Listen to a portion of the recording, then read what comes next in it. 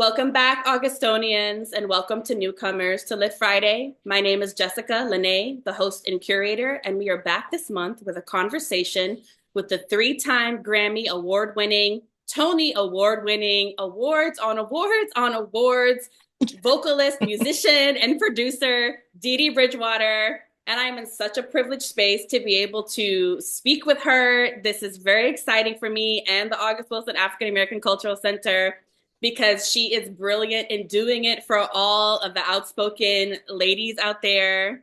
If you're new, Lit Friday premieres a new or archived episode on the final Friday of each month on the August Wilson African American Cultural Center YouTube channel. Follow us there so you don't miss an episode. Since 2020, previous guests include world-renowned writers, poets, artists, actors, and thinkers, including Blair Underwood, Ruben Santiago Hudson, artist Vanessa German, journalists such as Nelson George and Danielle Smith, and Grammy-nominated poet Aja Monet, and so many others. If you haven't grabbed your ticket for the Pittsburgh International Jazz Festival happening from September 18th to September 21st, now is the time to do it. Dee Dee Bridgewater will be there with talents such as Eric Benet, Billie, Keith David, and the Branford Marsalis Quartet. Visit us at awaacc.org for your tickets. And you can also follow me on Instagram at hanginthere_kitty. And without further ado, let me introduce again the wondrous Dee Dee Bridgewater. Over the course of a multifaceted career spanning 4 decades, Grammy and Tony Award-winning jazz giant Dee Dee Bridgewater has ascended to the upper echelons of vocalists, putting her unique spin on standards, as well as taking intrepid leaps of faith and re-envisioning jazz classics. See the NPR Tiny Desk with Dee Dee Bridgewater. Play it as loud as you can in your home. It's incredible. A multi-hyphenate polymath and fearless voyager, explorer, pioneer, and keeper of tradition, the 3-time Grammy winner most recently won the Grammy for the Best Jazz Vocal Album for Eleanora Fagan, 1915 to 1959, to Billie with Love from Dee Dee. Bridgewater's career has always bridged musical genres. She earned her first professional experience as a member of the legendary Thad Jones Mel Lewis Big Band, and throughout the 70s, she performed with such jazz notables as Max Roach, Sonny Rollins, Dexter Gordon, and Dizzy Gillespie. After a foray into the pop world during the 1980s, she relocated to Paris and began to turn her attention back to jazz. Bridgewater began self-producing with her 1993 album, Keeping Tradition, and created DDB Records in 2006 when she signed with the Universal Music Group as a producer. Bridgewater produces all of her own CDs, and this is important. Dee Dee Bridgewater is also a producer. Black women producers don't get enough credit and recognition for what they put out in the world. Releasing a series of critically acclaimed CDs, all but one, including her wildly successful double Grammy award-winning tribute to Ella Fitzgerald, Dear Ella, have received Grammy nominations. Bridgewater also pursued a parallel career in musical theater, winning a Tony Award for her role as Glinda in The Wiz in 1975. Wasn't that the premiere? Yep. The premiering Glinda for The Wiz in 1975, having recently completed a run as the lead role of Billie Holiday in the off-Broadway production of Lady Day.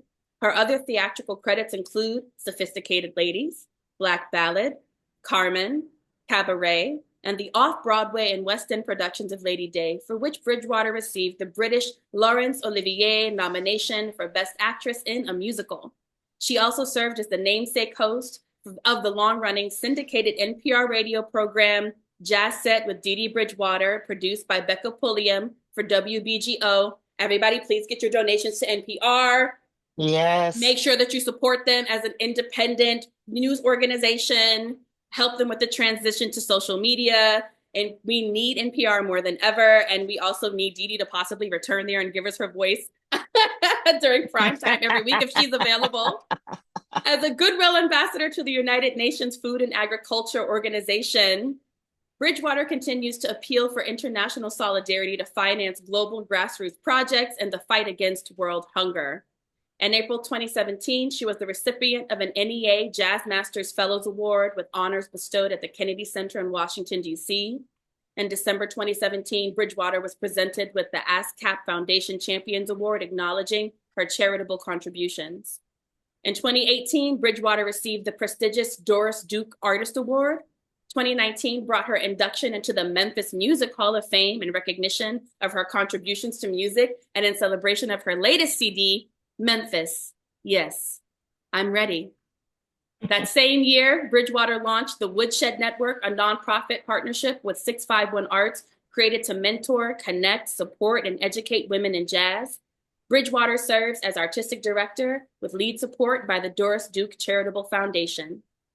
2020 found Dee Dee hosting the first virtual NEA Jazz Masters virtual tribute concert. Following the success of the event in 2021, she again hosted the 2021 Jazz Masters virtual tribute concert, this time alongside venerable actor, the very fantastic and handsome Delroy Lindo.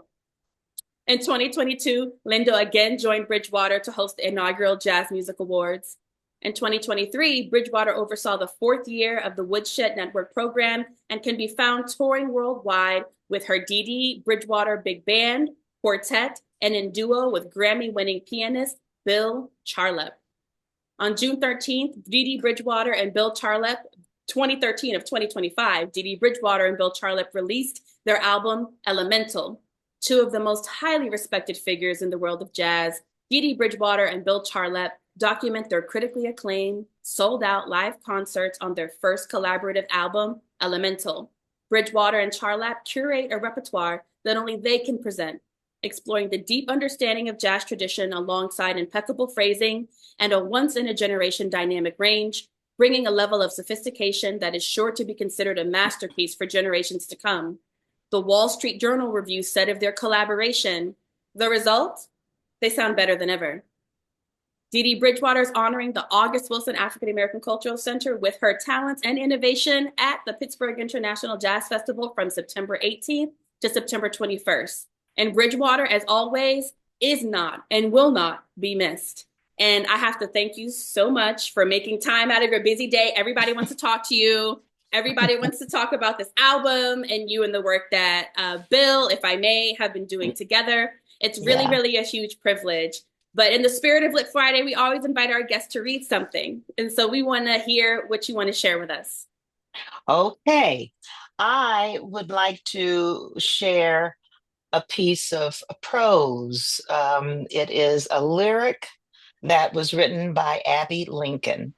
And Abby is someone that is very important to me, and I am in the process of presenting some of her works with the final goal of having enough of her works that I understand and can interpret to do an album.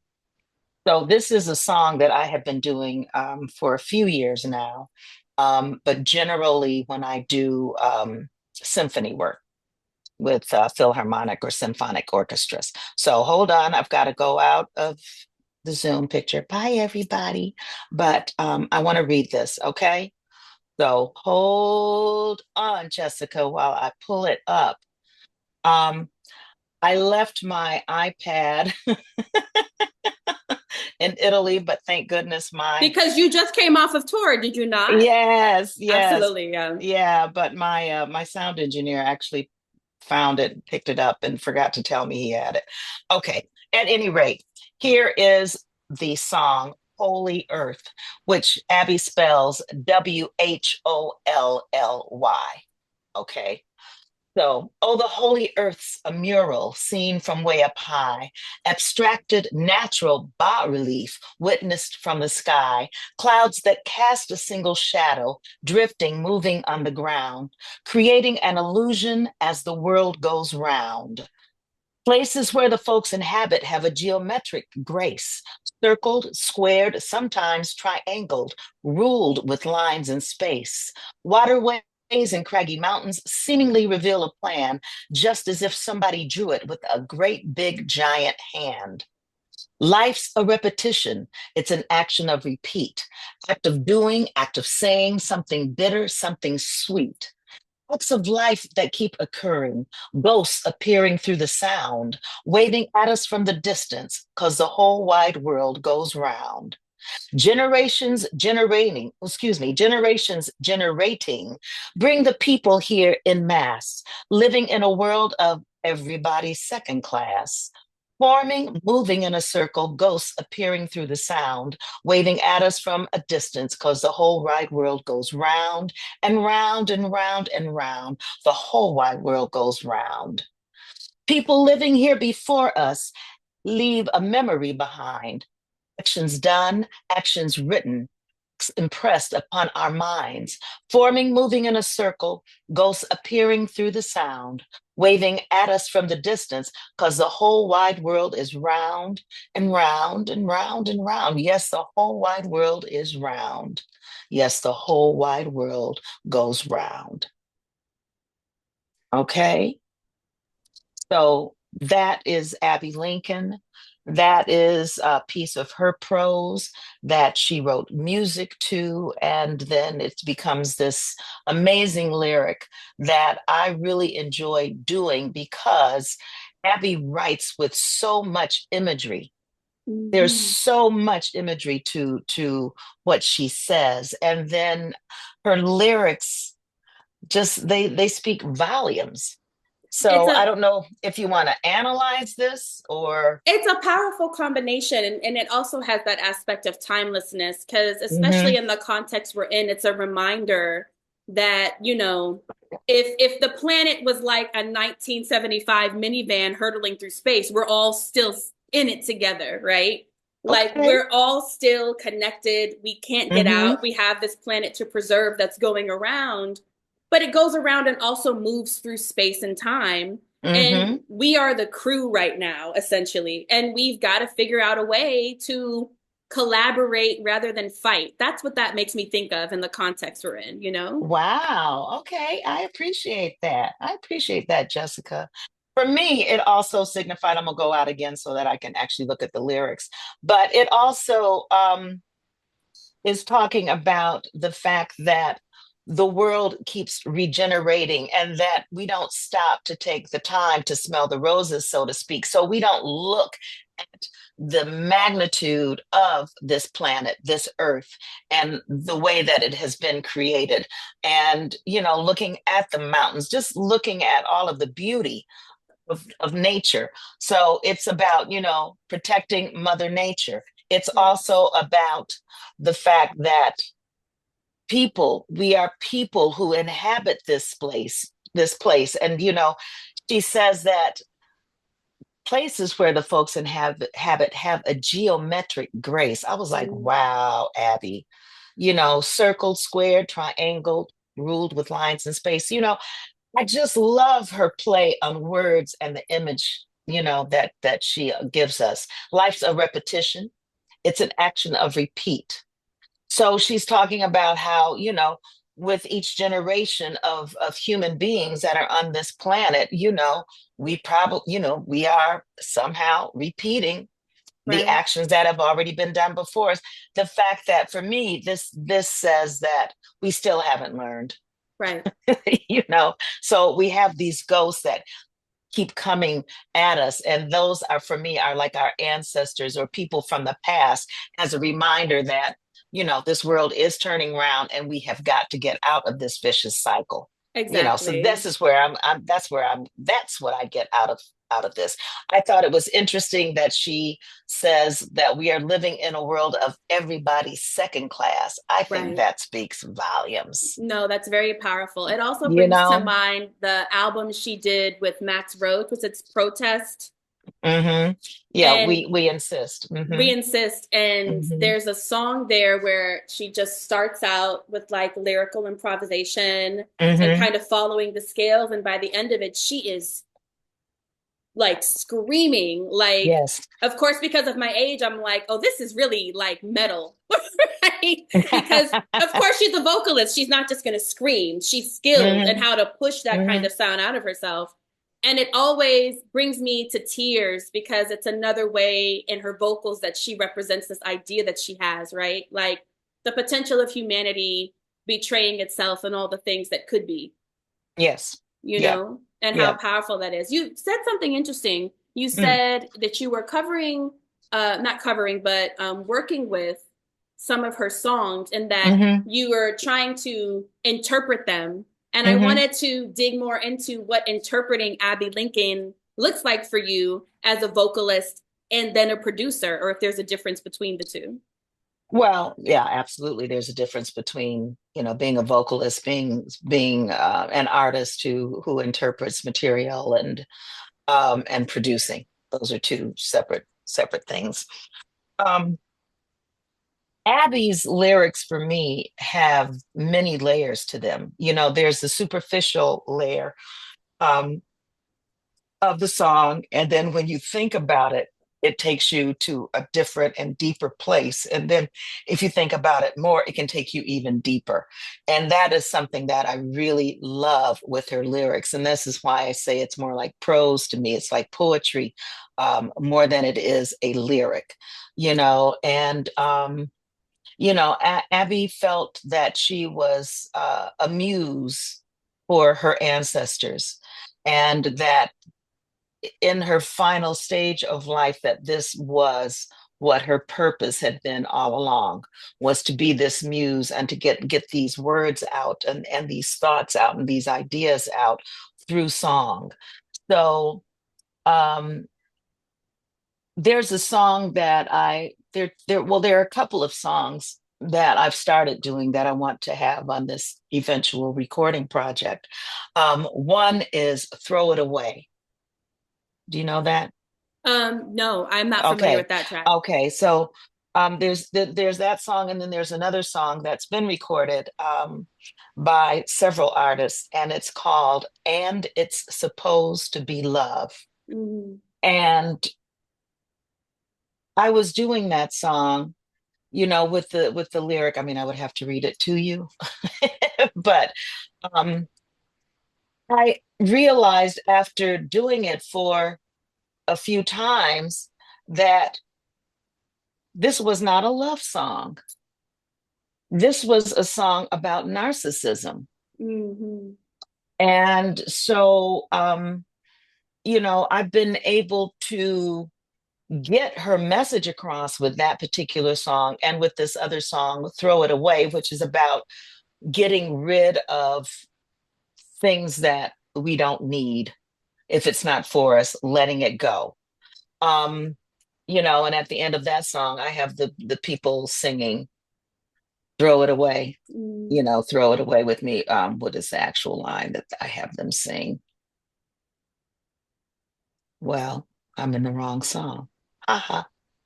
Um, at the end of "Throw It Away," I have them singing with me. Um, you can never ever lose a thing if it belongs to you. And so I have them repeat it, and I have them say it louder and louder until I said, and at the end, I want us to scream it. You can never, ever lose a thing if it belongs to you, because I feel like that actually can apply to our democracy. Yes. I mean, it can apply to a lot of, your personal stuff, your political things. But, the message that I'm trying to get out there is we can't lose it because it belongs to us and we have the power, we the people. We made You know, it. we have elected all of these different officials, and it is in our power to make the change if we're not happy. But we seem to have gotten to this kind of apathetic place in life. And well, we can go into all of that, No, it's all I'm about me and all of that kind of stuff. But at any rate, so there are those things that I'm trying to do. I have an all-female band now that I've had for a few years, but I decided that it was going to be a group, and so most groups and band groups have names. Mhm. So I call my group "We Exist," We exist.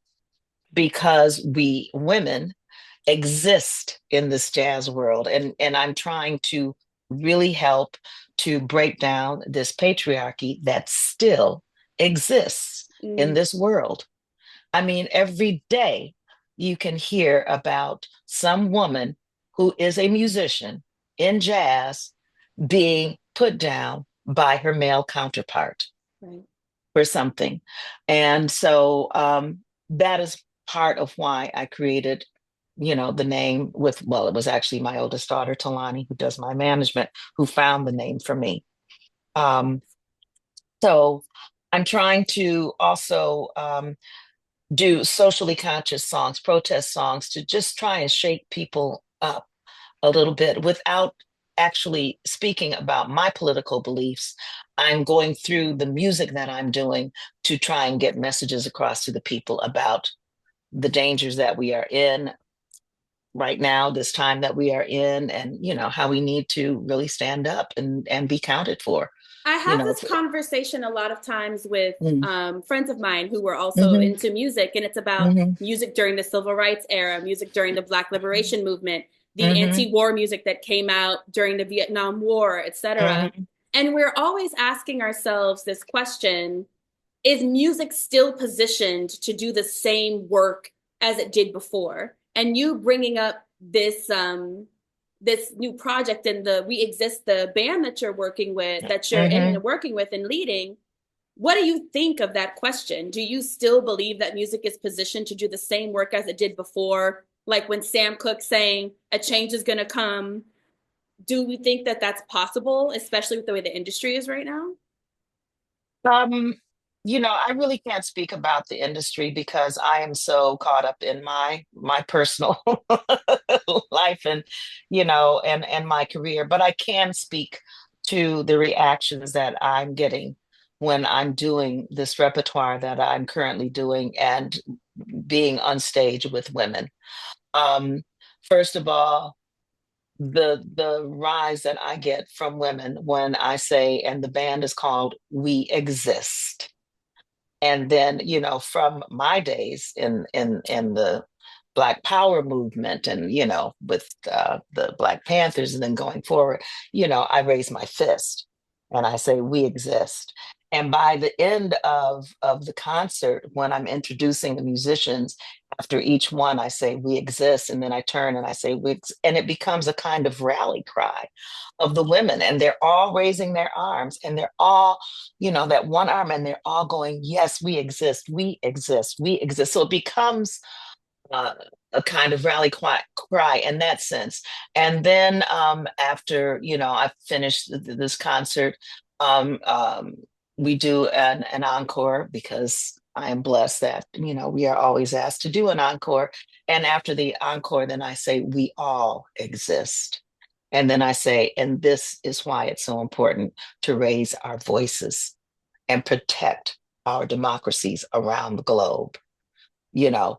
And so I think, I have women coming up to me afterwards, promoters. I have people, waiting to say hello afterwards, men and women who say thank you so much for shaking us up Mm. and making us think, and bringing us out of our comfort zone.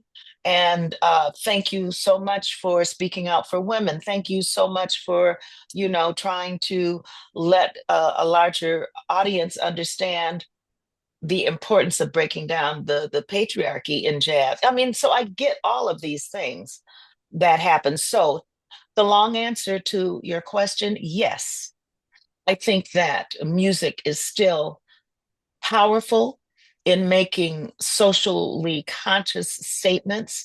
And it is something that I have decided to do, but using pre-existing songs that came from the 70s and the 80s. Well, a couple of them that I'm doing even earlier in the 60s.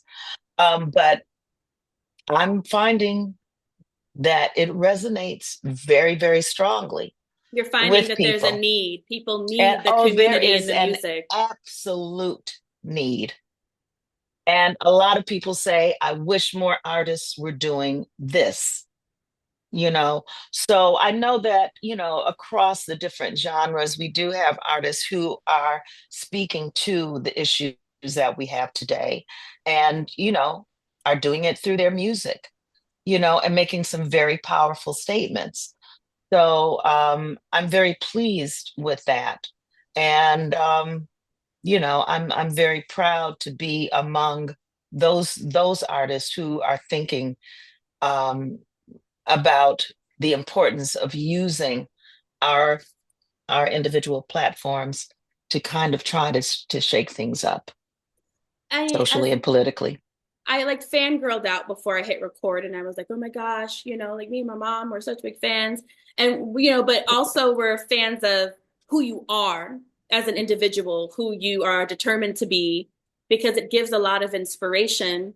And I think as an artist myself, as a writer, what the Hmm. question that I find all of us outspoken women who don't mince our words asking is, how do you survive Oh, these unspoken barriers, the emails that don't get answered, the meetings that get canceled, the phone calls that never come, these things that happen to you when you are an assertive, outspoken artist that has your values up front?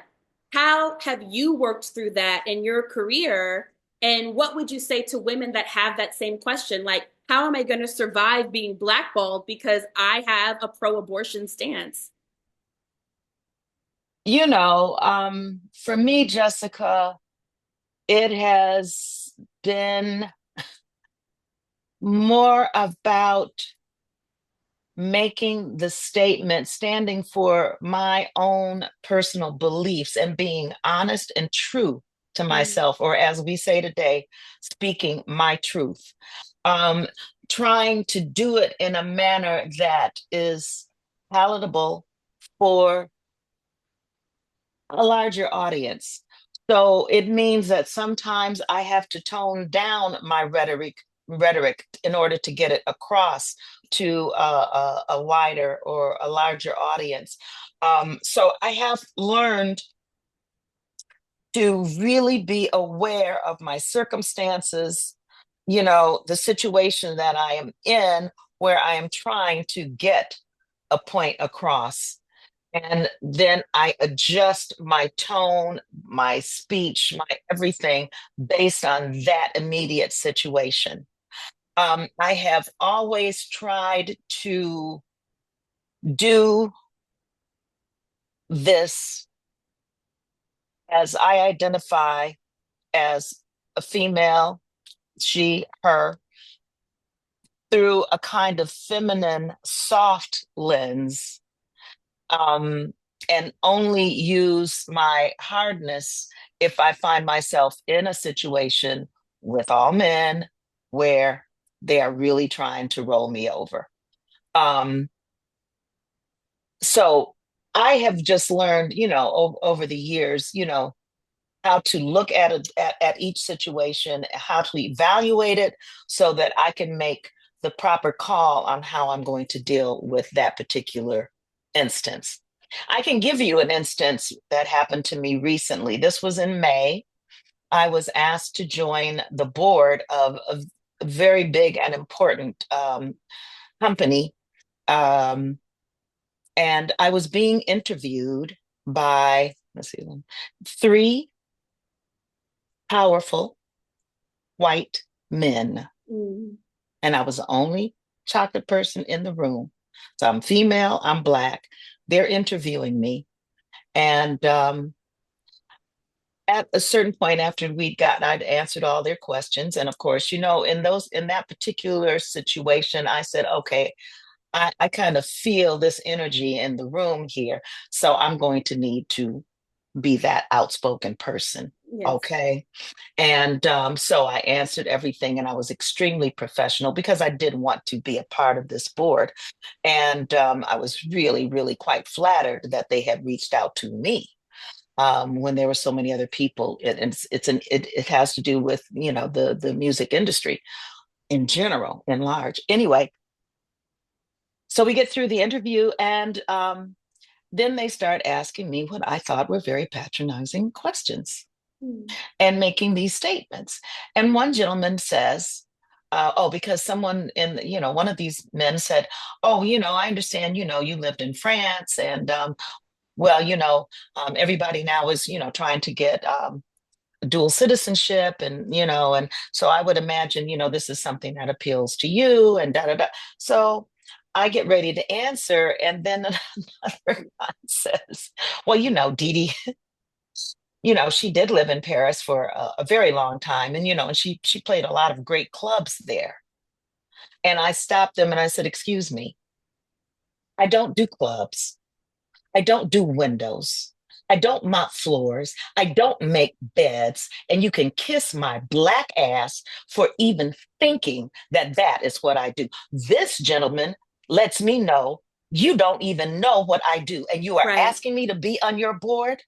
Right. You have invited me into this space where I am the only Black individual here with three very comfortable white men who all Absolutely. live in Los Angeles. Hmm. And you think that I'm supposed to feel very privileged that you have given me the time. I said, well, gentlemen, I've answered your questions. But as I just said, you can kiss my Black ass. I am a Black woman in this space. And if you are going to talk to me, you are going to respect me and you are going to do your due diligence and know who the fuck you're talking to. Exactly. So then I said, and that concludes this interview. And I just left the Zoom. Right. The next day, I get a call from the CEO personally, apologizing Mm. and saying, they've noted everything because, of course, they recorded this Zoom. And, he would really, really like me to be a part of this organization because he feels that I can help shake things up. And I said, okay, well, if you can put some things down in writing for me and send it to me in an email that this is what's going to happen, I will join your board. And that's what he did. And then I joined. So that I'm just sharing that with you, Jessica, just to say that, we are constantly, constantly going to have to do this, in a proverbial sense. And we just have to make a decision how we want to do it. If we are prepared to go down with our ship, how we're going to handle that. And I've just decided, I'm taking my gloves off. I'm 75. I have nothing to lose. It sounds like you're saying discernment is the superpower here. Yes, we like that Dis word. Discernment is the superpower here. Yeah, yeah. It's not beneficial to speak in a way or to behave in a way that is not to your benefit. And that goes to knowing when to craft what you're saying and knowing Hmm. when to like grab the moment and say, excuse me, Yeah. these are the terms on which we're communicating. And if you can't Hmm. do that, then this is over. Exactly. And I think that's very, very important. But I think that that also lends like the personality to experimentation. So how do you see that Mm. discernment that you practice kind of showing up in your musical experimentations and explorations as an artist? Well, I mean, it's kind of similar. It's about reading the room that you're in. It's about making yourself sensitive as an artist so that you have that capacity to read a room, to read the space. When you walk into a room, for you as a writer, you walk into a room. Maybe it's about, everybody, coming together to talk about, writing, working on whatever it is they are. And, you always take the temperature of the room when you enter it. And I think that as women, this is something that we are gifted with being able to discern. Hmm. And so I think it's about practicing that discernment in whatever space that you find yourself in so that you can work on it and hone it until you've got it fine-tuned enough for yourself. You know, um, like I said, I'm 75. I've been in this space a very long time. I was in this space being the only woman, starting in 1970. Okay.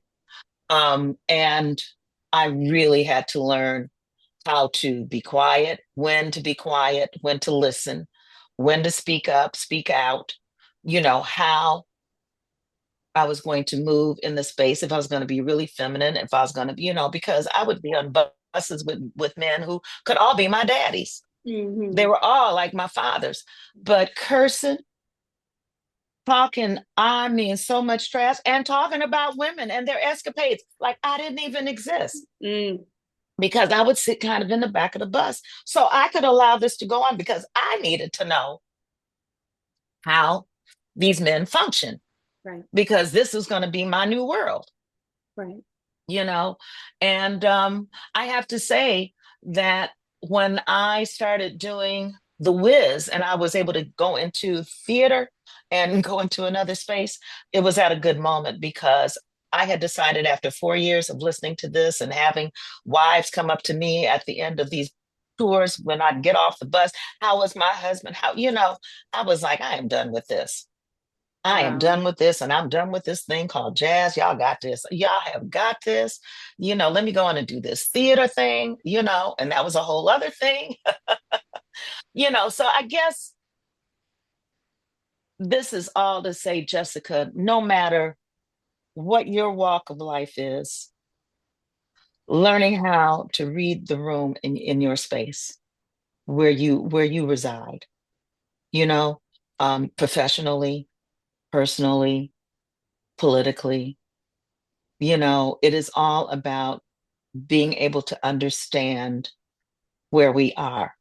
I've had to sit down with presidents of countries, prime ministers of countries, um, and read the room, you know, and in a lot of instances, I was the only artist in the space with politicians.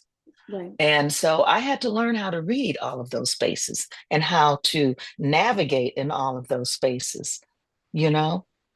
So it's really important. So I would say, for being a younger individual, um, it's quite tricky these days. It absolutely is. It It is absolutely quite is. tricky. It used to be a lot clearer, but the subtleties have come into play now, and people have gotten very adept at hiding behind these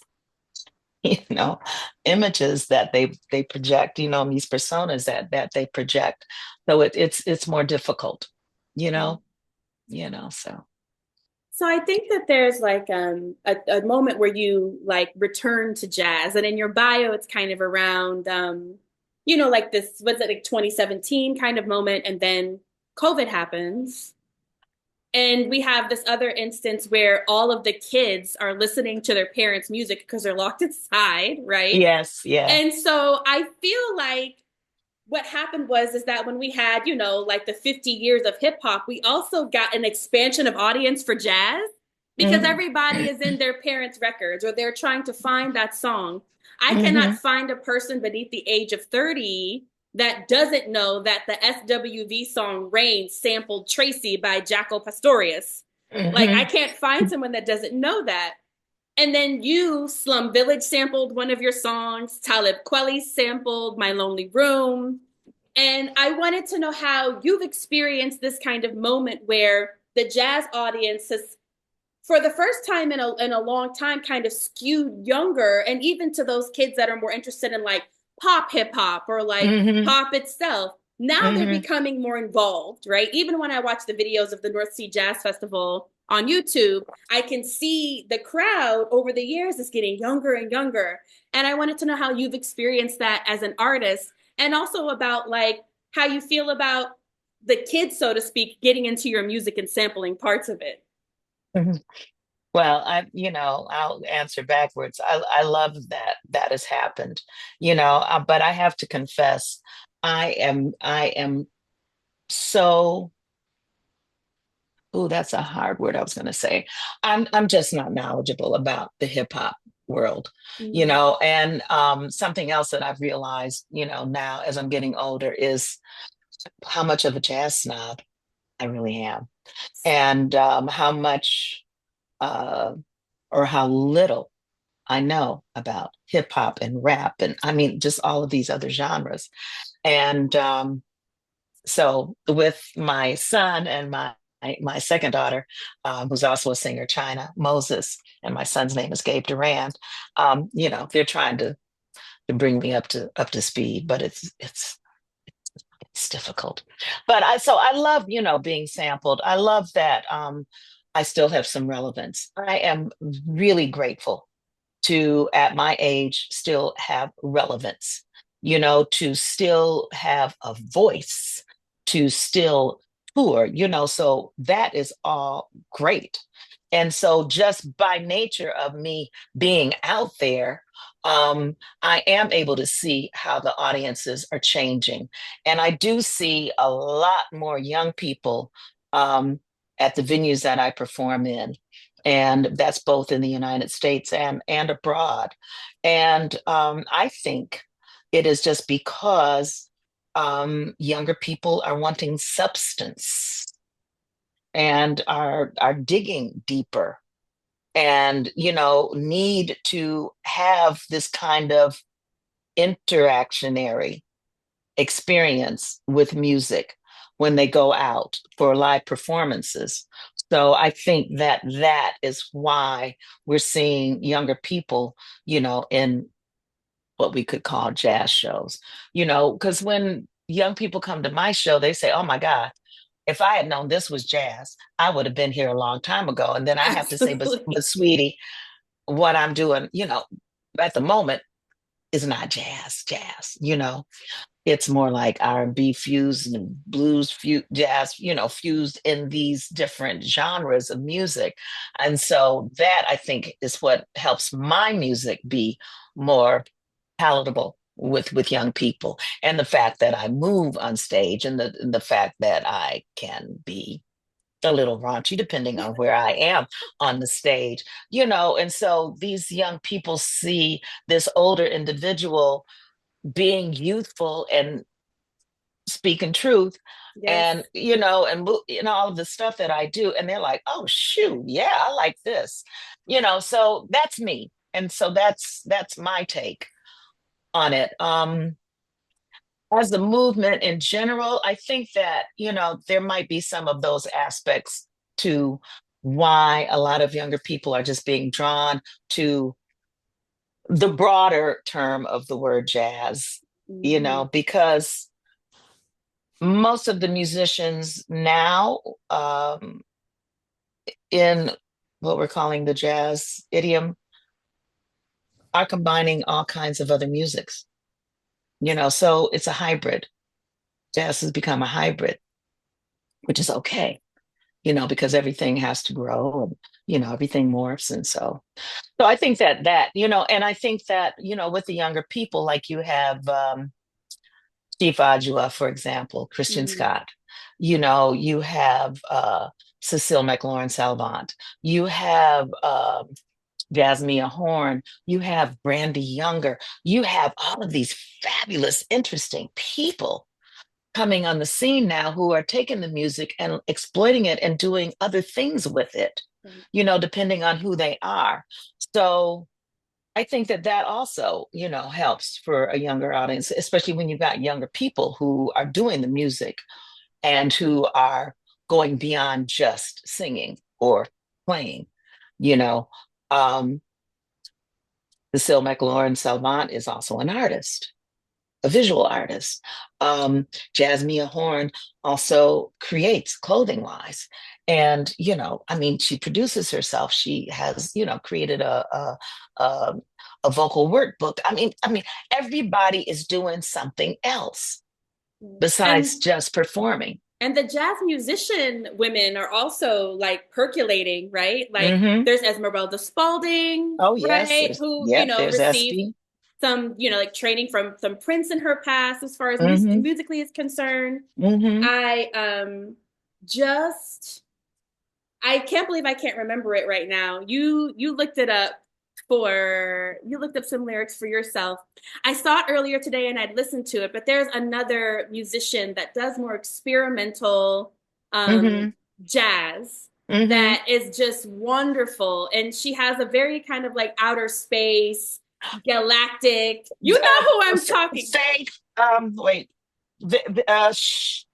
wait, she was just She at released an album like a year ago almost. um she was at the Kennedy Center in May. Faye, um, Hacky Mushrooms. Shiitake mushrooms. Extraordinary. She blew me away. Extraordinary. Hold on. Oh my God. What was her name? Oh,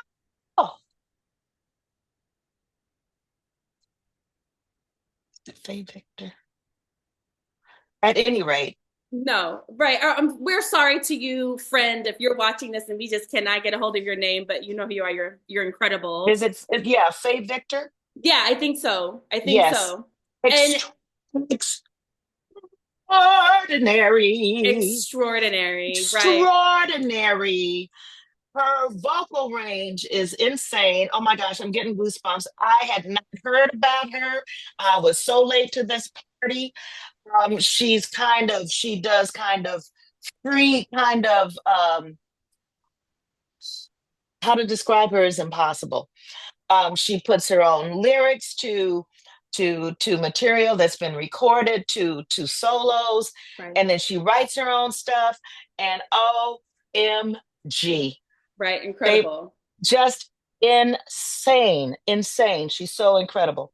Yeah, there's so many people out here that are just amazing, So I want amazing. to turn to something else amazing, and I want to talk about elemental a little bit. You mentioned that you're a little bit. You realized recently you may be a little bit of a jazz snob, and all of the descriptions of elemental. It's really kind of about going in and having a technical exploration of the standards that you and Bill love and kind of pushing, right? Like pushing deeper into what I guess people would determine to be the technical perfection that these songs have gained over time through reinterpretation. But you all push past it. It's frothy, it's sunny, it's salty. It makes me think of like green storms. Like I told you, it was like very euphoric when I listened to it. Playful is a word I've heard to describe it quite often. Hmm. So tell us how you and Bill kind of came to this particular form for your first duo album together. Well, first of all, the idea was one that I was given. I could say, spiritually, it came to me, and I heard his name, and it's Charlap, not Char. Charlotte, excuse me, Char, Mr. Char. Bill. That's okay. That's okay. A lot of people make that mistake, and so he's very adamant when we go places that that Charlotte. they pronounce it correctly, Charlap. But at any rate, um, so this idea came to me in 2019. And I then presented it at the end of 2019 to uh, my booking agent, and it turned out that he also books Bill Charlap. And Amazing. so, and then he knows about this voice that I have. And so he's like, well, Dee Dee, if you heard the voice, then do you want me to call Bill Charlap? I'm his agent too. And I was like, so I said yes, and so he contacted Bill. Bill thought that I wanted to work with him and his trio, and then our mutual agent said, no, no, she wants to do duos with you. Now you have to understand, when I heard the name and I pronounced his name, I was like, are you kidding? There are not two artists who could be more polarized musically, I thought. And so to put us together, I was like, well, this will be interesting. I I felt much more comfortable with his wife. And I'd worked with his wife, Rini Rosnes, who is also a pianist. And, is younger. And I just thought, we'd done some stuff together and more contemporary and in her music. And, so I thought that would be it. But at any rate, so um, I was perplexed, but I've learned over the years to listen to that inner voice. I call it, my God voice, but to listen to that inner voice, not to go against it, to actually go into, fall into it. So I asked our mutual agent if he could see if he could find us some dates. And so he found us, and I said, if you can do it kind of outside of the normal places, so we can just see if it works and work it out. So that's what he did. And with not much advertisement, just based on our names. He put together 3 or 4 shows for us um, in 2019. And no, maybe it was more than that. Maybe it was maybe a total of 10 by the end of the year. But the audiences were very receptive, and they became more and more receptive. And it was interesting for me to strip down to the basics of just a voice and a piano. Because for me, that's like, stripping it back to, the bare essentials. Right. And Bill's comfort space is in doing standards. So I said, okay, I have to meet him in that space. And that's where I had begun with the Thad Jones Mel Lewis Orchestra. And then a lot of the musicians that you cited that I'd worked with, we were always doing standards at that time. So I said, okay, I know these standards. And okay, it'd be nice to go back there. And I hadn't been scatting so much. My latest recorded project was this Memphis, Yes, I'm Ready. And then the stuff that I'm doing right now, I'm not scatting very much. But I said, okay, well, let's try this out. So what has developed, because 2020 happened and then we had the pandemic. And so then the next time that we worked together was in 2021. And, by 2023, when I recorded us, and of course produced it, um, um, we have morphed into whatever we are. We don't even know anymore. We just are going with the flow, and we're like, get out of my head with each other when we perform, because we've learned each other's vocabulary, we could call it. And so it's easy for us to interact and have this conversation. And the conversation gets deeper and deeper with time, because we are comfortable with each other, and we're confident that we can rest on each other, when we're in actual performance. So yeah, this whole project was my idea. Bill just said, okay, I will go along for the ride on this. So the album, I had asked if he wanted to co-produce it with me. It was very interesting since we're just 2 people. And he said, absolutely not. And I said, well, okay then. So I would say now I executive produced it, because my oldest daughter, Talani Bridgewater Kowalski, actually did a lot of the production stuff on it. And so, and then, we shopped for a new distribution deal or a new licensing agreement, because this is what happens when you produce your albums. And so we found Mac Avenue Records. And so Mac Avenue is distributing DDB Records. And, the rest is, what has happened. But I'm really proud of this project, because in going back to this basic elemental manner of doing the music, it seems as though we have created something new for the masses. We're just having a conversation for us. So for me to see the reaction that the album has generated, and to see the enthusiasm with which, the album has been accepted, and all of these flowery words that are used to describe what we're doing. I mean, because it's like every review that we read about it, it's like, each journalist is trying to outdo the last one with, how they're describing. You've turned the journalists into poets. I mean, it's true. You're right. If you read these reviews, I'm like, what is happening? So it's really fascinating to me. And I keep saying, and I keep using this term, I'm really surprised, and people are like, what do you mean? And I'm like, well, because it was just this thing that I heard in my head that we should do. And when we went into the studio to record it, I had said to Bill and then to our agent, I said, we need to have something.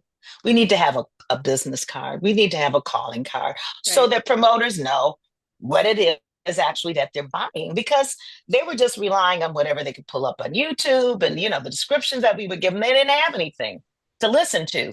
So I was like, okay, so here's the calling card. We've done it.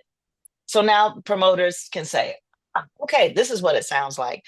So it's just been interesting, and I'm very grateful, very, very grateful. I had no idea that Elemental would get the kind of response that it has.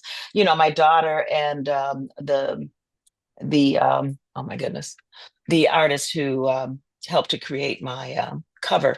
They came up with this whole concept on a Beautiful cover.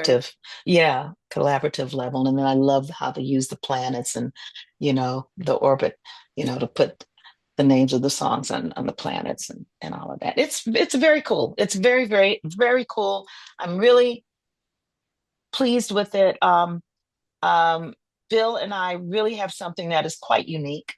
I do duo concerts every once in a while with the young lady that has been my pianist and musical director for the last 8 years.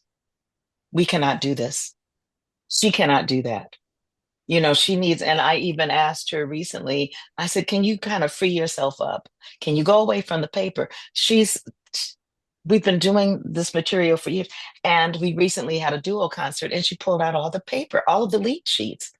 I was like, why are you doing that? We know this music. I just, I need to see it, Dee Dee. I need to literally have it in front of me because we haven't been doing it. We've been doing another project.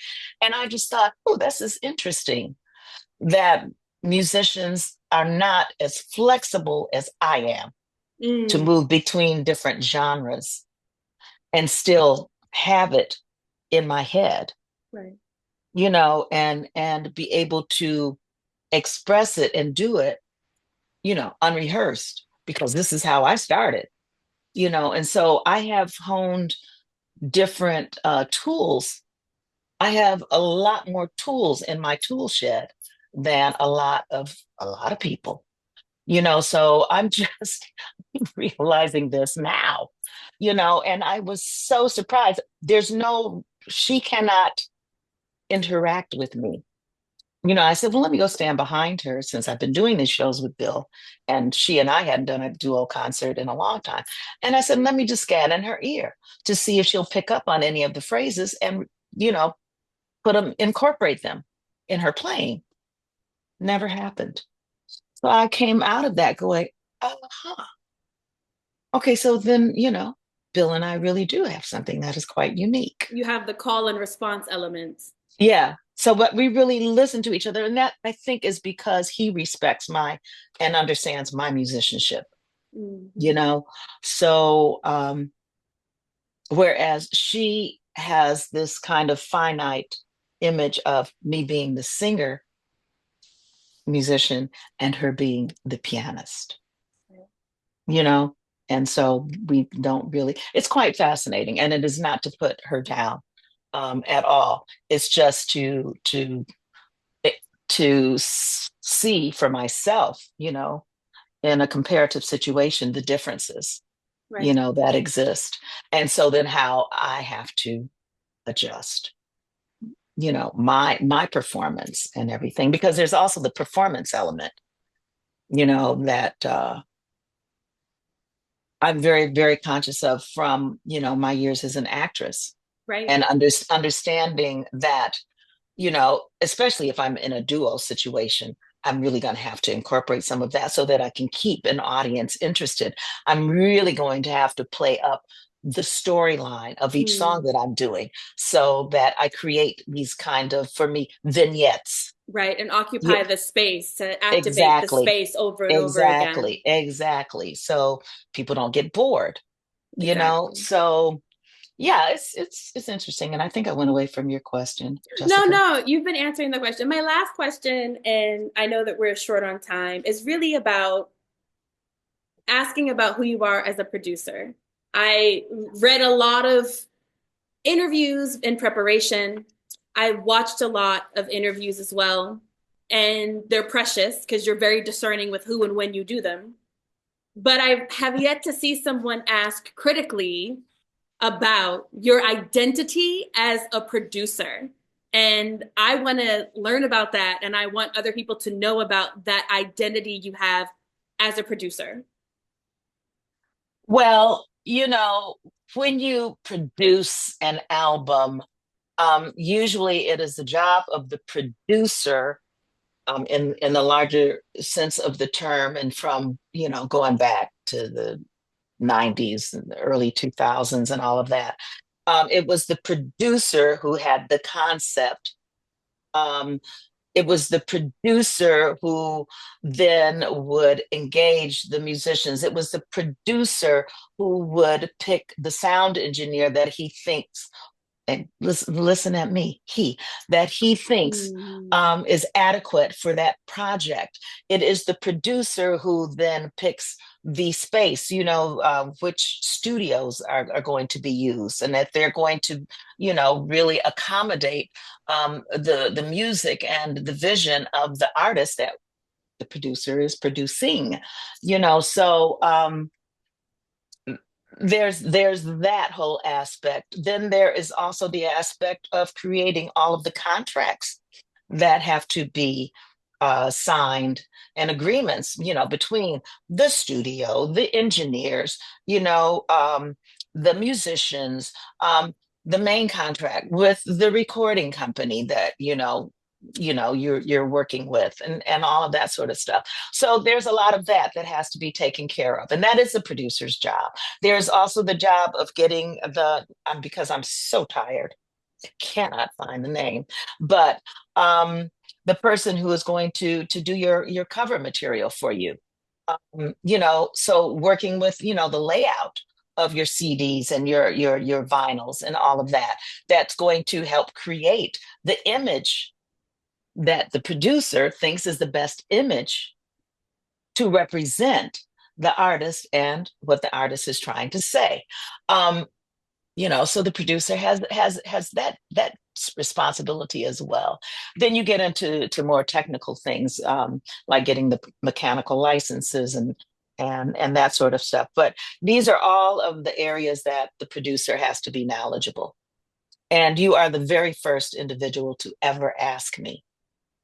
And also, I can say that up until this album, it was very difficult for me because they would see the label that was doing the distribution of DDB Records and just assume that I was recording for the bigger label.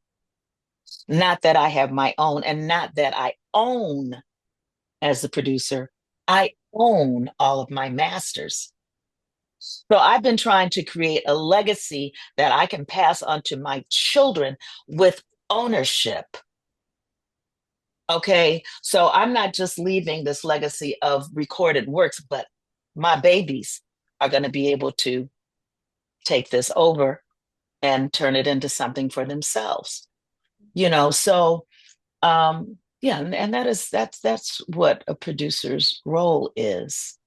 So it was really important for me when I first started producing. The sound that I wanted was similar to the sound that I heard on albums that I really loved. And they were by a gentleman named Creed Taylor. And he had his own label called CTI Records. And I mean, I just loved the albums that he turned out, and this kind of warm sound that he had. And then one of my fetish jazz composers is Horace Silver. Yeah. And so I liked the sound on his albums.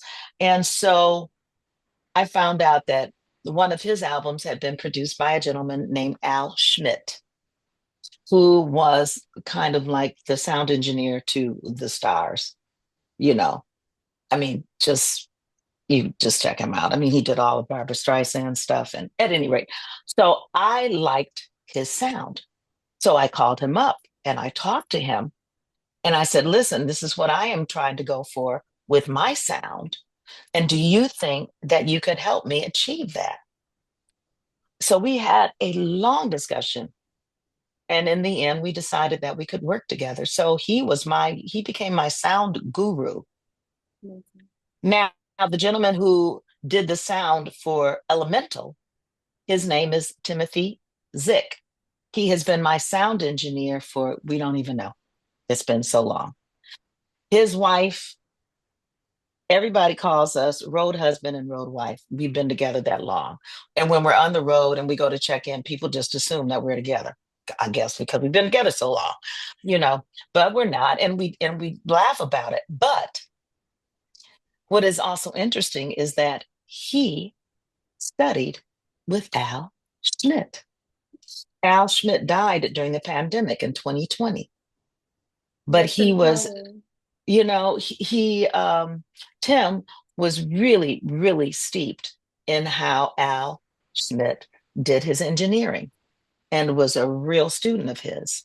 Mhm. And so, and Tim and I have developed a very strong relationship about sound and how I want the sound to be in a live setting and how I want the sound to be if he's going to record some of the shows for the possibility of a live album. So we've honed and fine-tuned this thing. So when I got ready to produce what is now Elemental, and he'd been doing our shows, he does all of our shows, because when we started this project, this duo project with Bill Charlap, Bill does not have a sound engineer. I have always had a sound engineer, always, because I learned early the importance of the sound being good. Mm. So I've always had a sound engineer. Um, and so when we started doing this project, I said to, our agent, I said, listen, you're going to have to, pad my fees with enough monies to cover me bringing in my sound engineer to Exactly. do the sound. And then that's what happened.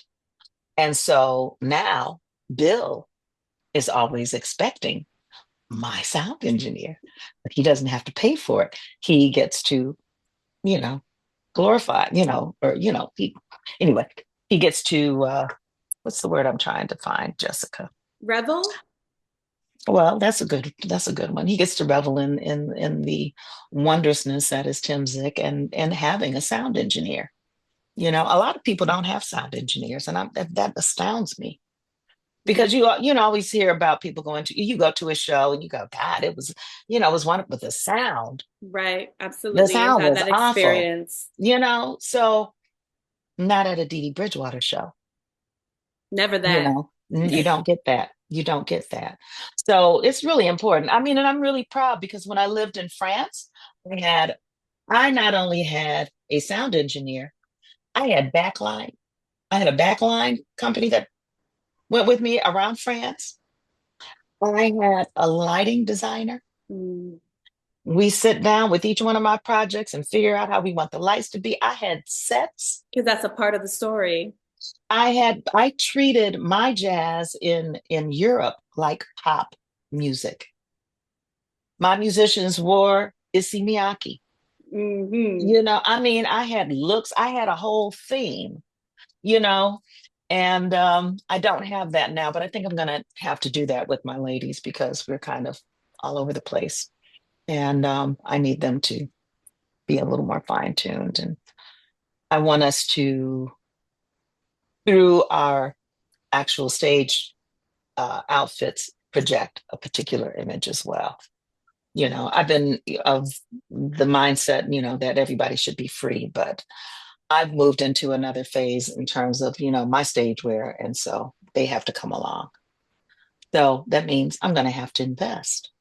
Right. I cannot ask them to wear these things unless I buy them. So this is what I'm getting ready to do now. But yeah, and that's all part of production, I think, Yeah. and trying to have the best product available for the public, for the consumers, Right. you know? So, yeah, there you go. But yeah, generally, like I said, you're the first person to ask me about producing. Generally, that never happens. And I did have to correct at the beginning of the release of Elemental, Mac Avenue. I said, excuse me, you have no wordage in there about the fact that this is actually my album on DDB Records and that you are the distributor. So you do not get to take all of the accolades. You've got to put that wording in there and then we will share. Absolutely. So that's where that is at. And But that's I the was gonna, lesson. let me say something else. Women never get their props when we come up with musical ideas that then are incorporated by a larger body. So I did an album that was quite special called Red Earth, a Malian journey, Right. where I went to Mali. I had the equipment shipped to Mali, do a recording studio so I could do this album.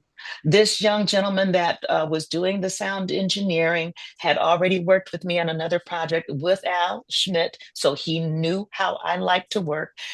He came on anyway, and I had all these different musicians. Now, since I've done that project, there have been several musicians who have gone and one recorded in the same studio, Right. but finding out, oh, you have to bring over your materials, so had issues because they didn't ask me. Use the musicians from my album, but they never give me my props. And I find that to be categorically the case with women. We are never given our props when we innovate and create something new. I was talking to Danielle Smith, the music journalist who wrote the book Shine Bright, a very personal history of Black women in pop. She said something similar. She said, people just blow the accomplishments off of Black women like dandelions, like Yes, our gratefulness should somehow mute our achievement and our innovations. And exactly. I was like, it's so impactful to hear you say the same thing from your experience as well. Mm-hmm. Mm-hmm. Oh, it's true. It's true, and it's true across the board.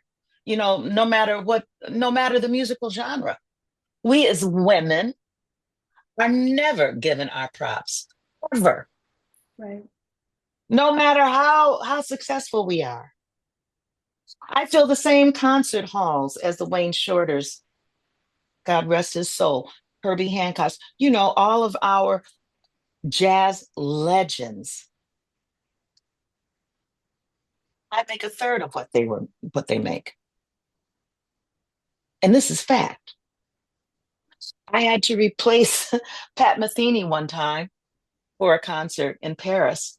And they said, well, listen, we're going to give you his fee since you're replacing him. That's only fair.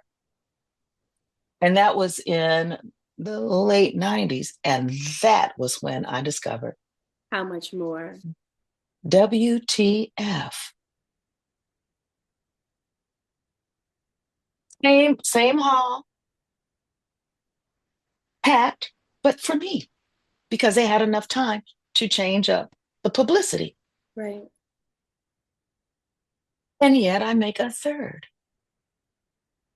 I'm like, wow, okay, I see you all. Because there's not only the misogyny, there's the misogynoir of it too, right? The I love that word. misogynoir that there's this, was it Moya Bailey? Thank you for misogynoir. She coined the term, but That's a like, beautiful term. but the misogynoir, it's like, I think oftentimes in feminism that emerges from more white spaces, they fail to realize that what they suffer, what happens to them, right, is often used in a sick way to cover up what happens to Black women, Indigenous Mm-hmm. women, Mm-hmm. how a lot of the things we produce, no matter what it is, even our own children, we're left with no opportunity to own, to have, to care for. Mm-hmm. Mm-hmm.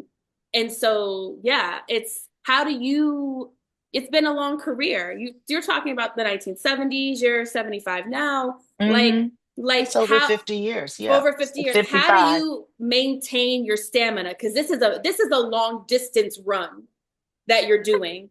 So how do you maintain that long distance run with misogyny like weights on your ankles? How did Oh you my God. keep surviving that?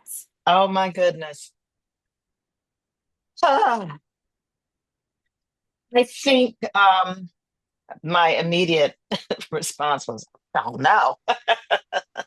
But of course, I must know something because I keep doing it, and like I said earlier, I'm still relevant. Um, I think the thing that fuels me is that I'm constantly changing my musical repertoire.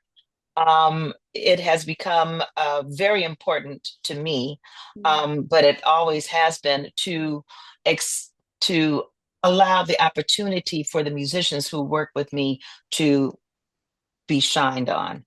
Um, so now that I've decided I'm going to do it with women, that's given it a even a deeper thing, and of course, journalists, especially male journalists, they want to know, well, why are you working with women now? You know, Like and you didn't I had ask me when to everyone was male. exactly, and I've had to correct journalists interviewing Bill and I when we would do interviews together on Elemental. They would go, "So, Bill, how did you come up with this idea?" And then I'd have to go, "Excuse me, it's my idea. I invited Bill on this ride, but it's my idea. I also, they would say, and so when you produced it, Bill, I just assuming, you know, um, so I'd have to correct them. And then I've finally seen I, I've seen Bill's incredulity when those questions are asked in interviews too.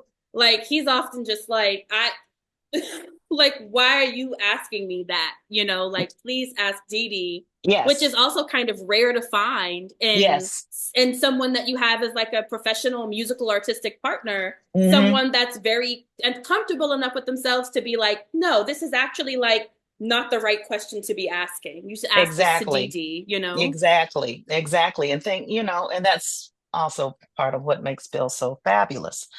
But yeah, I've had to deal with that. But now, so that I don't have any of that, I'm like, I'm not doing any more duo interviews. It's my album. It was my idea. I am the person that will be spoken to, not Bill. And so I've had to cancel that. I And should. then I have had to stop male journalists and do a slight read. I am now at the point where if they have not found it necessary to read the press material before we do an interview and they come on and they ask me something that is answered already, I will say, excuse me, when you've done your due diligence, we can talk. I'm not doing your homework for you by repeating something that I have already done, that is written down in print so you can read it. So I'm there now. Research is important, journalists. It Whether it's an is. interview or not, interviews are very Just, important. They're a yeah, primary source document. They're the first document of the artist's voice. Your yeah. research is important. hmm Your Oh, research is important. Well, what time is it? Because, I think wait a that minute. we're actually late, but we're going to wrap it up. Dee Dee, I'm so grateful Yes. for you making time to do this interview with me, understanding how discerning you are about interviews. And everybody, Dee Dee Bridgewater is going to be at the August Wilson African American Cultural Center in Pittsburgh from September 18th to September 21st. Go on awaacc.org and get your tickets because she and her fellow performers are going to sell it out and do an incredible job. Thank you so much, Yeah. Dee Dee. You're You're a so blessing. You're welcome. wonderful. Thank you, sweetheart. Well, you are a blessing. Thank you. Thank But you. I am Thank you. 15 minutes late. So Bye. love you. Bye. Much love. Much Okay. love. Bye. Okay. Bye.